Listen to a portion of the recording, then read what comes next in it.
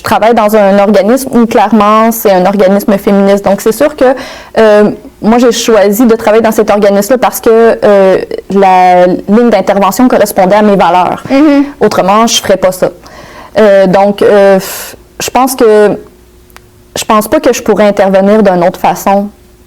Personnellement, parce que c'est aussi la raison pour laquelle j'ai décidé de faire ce que je fais, c'est parce que je peux être ben là, même en tant qu'intervenante, je veux dire, oui, clairement, je suis pas exactement Kim Luce dans mes interventions que Kim intervenante, où là, j'ai clairement une position professionnelle, mais ça reste que je suis mon outil de travail, donc je peux pas faire fi de certaines valeurs que j'ai, puis je pense que c'est important d'être, quand on est intervenant, d'être conscient de ce qui nous compose pour pouvoir travailler avec les personnes qui parfois partagent pas nos points de vue puis nos valeurs. Puis je pense que c'est important de savoir où ça nous atteint puis où on n'est plus en mesure d'intervenir puis qu'est-ce qu'on peut faire pour justement venir en aide à cette personne-là, parce que si tu connais pas tes limites puis si tu n'arrives pas à intervenir, ben tu n'es pas en train d'aider. Puis je pense que pour moi, le but de l'intervention, c'est d'être aidant, tu sais, puis de pas nuire. Fait que je pense qu'il y a des moments où c'est important de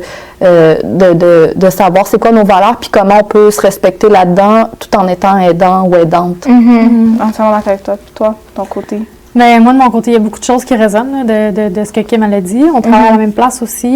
Tu sais, moi aussi, j'ai appliqué pour travailler dans un centre pour femmes parce que j'avais envie justement d'avoir premièrement un milieu beaucoup plus féministe. Dans lequel j'allais être plus à l'aise moi-même, mais aussi de pouvoir aller comprendre comment je peux travailler, mais au travers d'une unité féministe, auprès des femmes dans le besoin. C'est sûr que là, ça va varier, mais tu sais, mon féminisme intersectionnel qui est propre à moi, je l'applique dans mon quotidien, dans la vie, mais dans mon travail, c'est sûr que je l'applique avec les femmes avec lesquelles je travaille. Puis certaines sont autochtones. C'est sûr que là, dans mon féminisme intersectionnel, j'apporte une nuance coloniale. Fait que j'apporte un féminisme aussi qui se veut d'être justement le moins possible de nuire, le plus possible d'être une alliée, le plus possible d'aider. Puis de prendre en compte tout le colonialisme aussi, de prendre en compte tout le racisme qu'elles vivent au quotidien dans la société. Dans lesquelles elles ne se retrouvent pas. Fait que moi, j'ai à inclure ça aussi dans ma lunette d'intervention, puis comme toujours être au fait. Puis c'est des choses auxquelles j'adhère. Tu sais, moi aussi, je me considère comme quelqu'un qui espère une complète décolonisation un jour, tu sais, de nos espaces de vie, puis de nos systèmes, puis de nos sociétés. Fait que, tu sais, j'apporte ça dans mon bagage intervenante aussi, tu sais. Mais je trouve ça beau. Puis je veux juste rebondir sur ce que Rachel dit, parce que comme elle l'a dit, on travaille dans le même milieu, puis nous, on travaille auprès des femmes autochtones, mais de déconstruire le colonialisme, c'est aussi auprès des collègues de travail. C'est aussi parce que auprès des femmes, ce que personnellement, là, je vais faire deux volets auprès des femmes puis auprès des intervenantes. Moi, elle m'apporte beaucoup, en fait, parce que moi, oui, j'ai mon idée de ce que c'est le colonialisme, j'ai mon idée de ce que c'est le racisme, j'ai aussi mon idée de ce que c'est le féminisme, mais je le vis pas de la même façon que elle. Je suis quand même, on se le cachera pas, je suis dans une situation privilégiée, je suis une intervenante dans un bureau ou sinon je fais ou dehors ou en accompagnement, mais je veux dire, je suis dans une position privilégiée. Oui, il y a certaines intersections que je vis dans ma vie personnelle, mais ces femmes-là, quand elles viennent dans mon bureau ou quand je me rends à leur domicile, elles me parlent d'une réalité, puis on s'en rend peut-être pas compte, mais c'est un cadeau de pouvoir comprendre cette réalité-là, puis ça nous donne du carburant après pour justement rentrer dedans, tu sais. Puis aussi être en soutien auprès de ces femmes-là, tu sais, parce qu'il y a clairement, autant que les femmes autochtones ou les femmes immigrantes ou les femmes tout court, elles ont besoin d'un soutien. Le soutien, c'est pas de faire pour elles, mais c'est d'être là auprès d'elles. Puis des fois, c'est juste ça, tu sais, de pas être seule, puis d'avoir quelqu'un qui comprend, puis qui, quand on est trop dans le jus ou dans le bouillon, qui peut juste refléter la réalité qu'on vit avec des mots, tu sais, dire, ah ouais, tu sais, hein, là, je vais pas nommer des choses, mais c'est ça ta réalité, puis là, la personne fait, ouais, c'est ça. Mais tu sais, des fois, de l'entendre de quelqu'un d'autre, ça aide aussi. Fait que je pense que, tu sais, le féminisme, il s'applique aussi là en soutien, parce que c'est aussi ça, hein, le féminisme, c'est d'être là pour ses consoeurs aussi, c'est aussi Mais souvent, moi, comme je l'ai dit un peu plus tôt, j'apprends tellement d'elle, puis c'est tellement gratifiant de se rendre compte. Puis c'est une leçon d'humilité aussi, parce que, tu sais, il y a des femmes qui ont vécu ou qui connaissent tellement beaucoup plus de choses que moi, puis c'est aussi d'y aller avec cette humilité-là. Tu sais, j'ai bien beau avoir un titre d'intervenante, ça me donne pas tout le bagage expérientiel que ces femmes-là peuvent avoir, puis ça, je pense que c'est important en tant que féministe, puis avec des valeurs féministes. C'est une valeur féministe de reconnaître les savoirs des femmes, puis je pense que ça, c'est quelque chose que j'essaie, moi, d'appliquer dans mon intervention, de comprendre, puis d'apprendre d'elles, puis ça me permet de rester humble. Puis ça me permet aussi de ramener, en tout cas d'essayer de ramener ça dans mon univers de travail avec les consoeurs de travail, parce que je pense que à l'endroit où je travaille, on travaille avec différentes femmes de différents milieux. Il y a, moi et Rachel précisément avec les femmes autochtones, mais il y a autant de femmes immigrantes que de femmes d'origine québécoise natives du territoire. Mais j'aime pas ça dire ça parce que les femmes autochtones sont natives du territoire, mais bon. Excusez. Mais justement, juste ça fait pas sens, juste de dire ça, tu sais. Mais bon, ça, c'est quelque chose que de travailler à la décolonisation ferait en sorte que bon. Mais je pense que c'est ça. J'essaie de ramener cette forme d'humilité-là, puis aussi de position qu'on peut prendre en intervention, puis de compassion aussi envers soi, puis envers les femmes, parce que on n'est pas parfaites, nous autres non plus, là. Ah, clairement. Puis on se trompe. Puis je pense que c'est important de le reconnaître qu'on se trompe des fois. J'ai pris je suis d'accord. Puis, tu sais, moi, je vais parler de mon volet parce que j'ai travaillé avec des femmes. Il y avait des femmes autochtones aussi là-dedans. Fait que c'est comme une première fois que j'intervenais avec des femmes autochtones qui avaient des enjeux. C'était dans un centre de toxicomanie, puis il y en a qui étaient enceintes. Il y en a qui venaient d'accoucher. Donc, on avait comme le clash entre les deux. Ce qui était intéressant, en fait, c'est que moi, c'est la première fois que je me dépaysais un peu de ce que je connaissais. Fait que j'avais plus l'habitude de travailler en santé mentale, d'avoir certaines catégories, mais d'être autant frappée par justement un centre, il n'y a que des femmes, la solidarité qu'il y avait entre elles, le fait d'essayer de se comprendre à travers des diversités.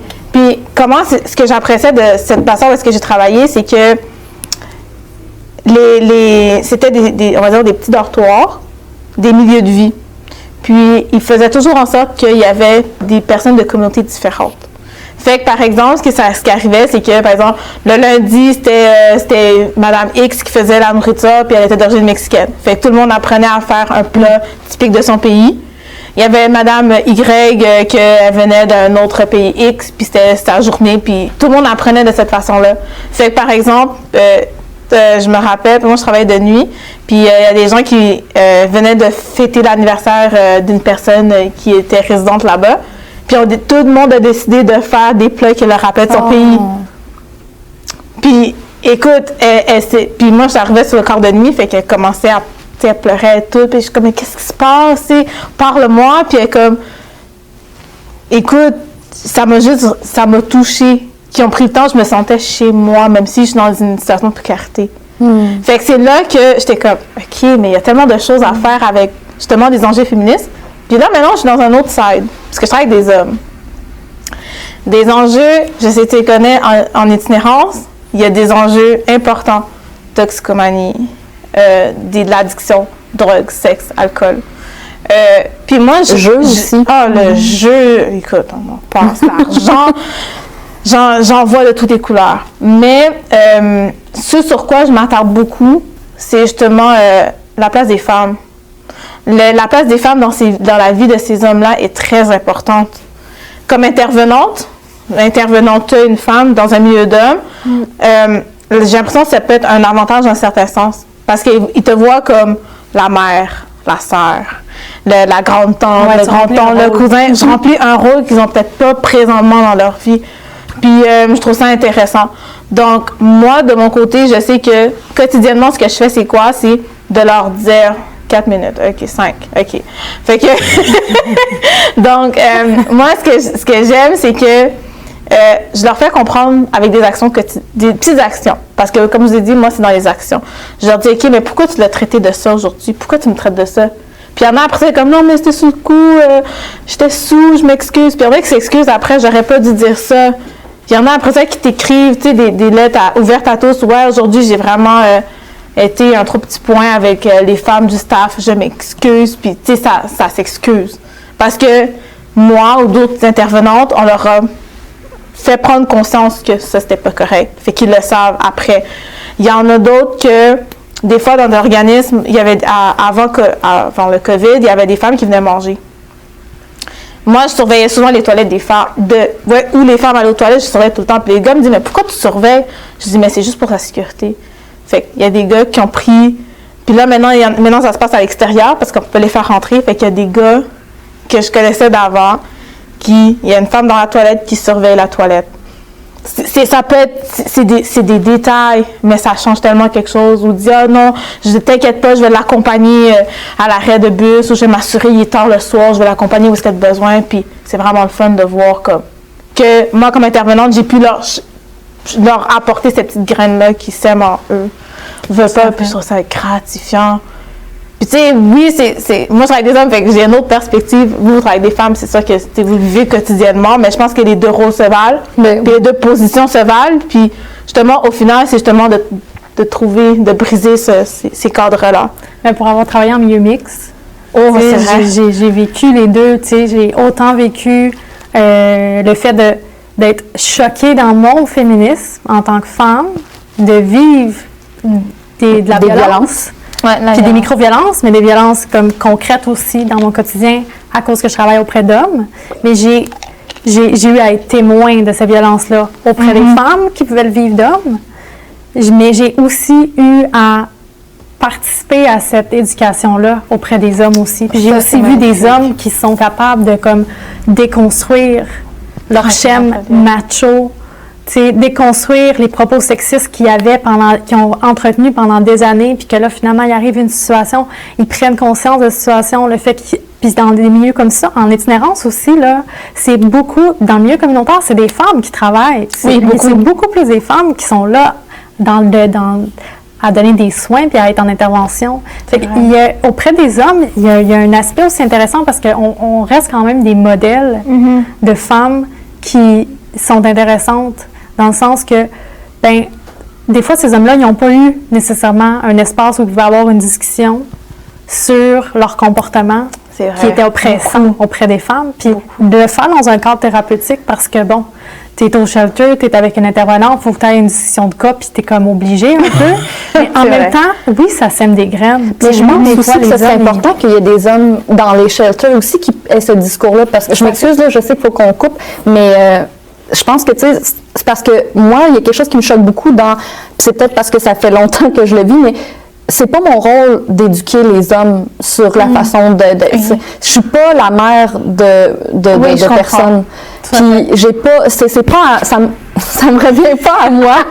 Fait que, tant mieux s'il y a des femmes qui se sentent l'énergie de le faire, mais je pense que c'est aussi ça le rôle des hommes alliés aux féministes. C'est aussi ça, cette partie-là de parler avec les hommes, parce que le message, des fois, il passe bien quand c'est une femme, mais s'il y a une femme puis un homme qui te le disent, je pense que, tu sais, ça peut te donner une idée que, OK, c'est pas juste une femme qui pense comme ça, c'est un homme aussi. Fait que la société en général peut avoir cette idée-là, en tout cas. Puis on le voit pas tant, mais moi, j'ai vu des collègues hommes qui ont eu des discours. Hey, écoute, là, en ce moment, c'est hyper sexiste ce que tu dis, tu te rends compte. Oui, puis c'est important. Mais il y en a peu. Puis ça, c'est vrai que ça nous donne, on a encore cette charge mentale-là de nous-mêmes. Devoir se justifier encore plus aussi, je trouve.